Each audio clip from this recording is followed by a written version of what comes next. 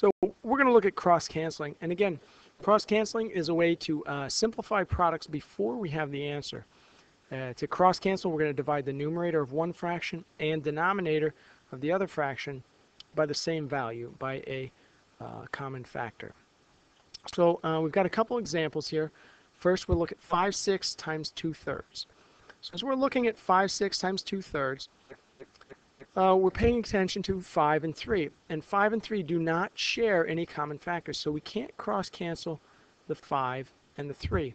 But 6 and 2 both share a common factor of 2. So if we divide 6 by 2, we get 3. So we cross off the 6 and write the 3 down. If we divide 2 by 2, we get a 1. So basically what we do is we divide 6 by 2 to get 3, divide 2 by 2 to get 1, and now we'll go ahead and follow our multiplication strategy. So 5 times 1 gives us 5, 3 times 3 gives us 9. 5/9 would be our answer. If we didn't cross-cancel, we'd end up with 10 as the numerator and 18 as the denominator. And then notice 10 and 18 both divisible by 2, so we divide by 2. Divide numerator and denominator by 2, and we'd end up at the end of it all with 5/9 as our solution.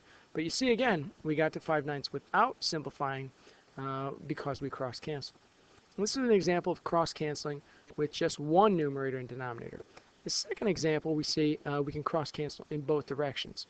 So 3 and 9 are both divisible by 3. 3 divided by 3 gives us 1. 9 divided by 3 gives us 3. So we cross off both of those. And then 8 and 2, we also notice 8 and 2 are both divisible by 2. 8 divided by 2 is 4, and 2 divided by 2 is 1. Now that we've cross-canceled in both directions, we can multiply 1 times 1, that gives us 1, and 4 times 3, which gives us 12. So the solution of the product would be 1/12. And again, if we don't cross-cancel, we're going to get a numerator of 6, 2 times 3 is 6, and a denominator of 72. And that's much more cumbersome to simplify than something like 10/18, right?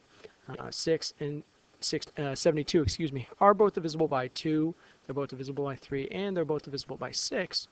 But if we didn't know they were both divisible by 6, and we started just by dividing by 2, you can see then we'd end up with 3/36, and 3 and 36 both divisible by 3, which gets us at the end finally to 1/12. Again, a little more work to do there.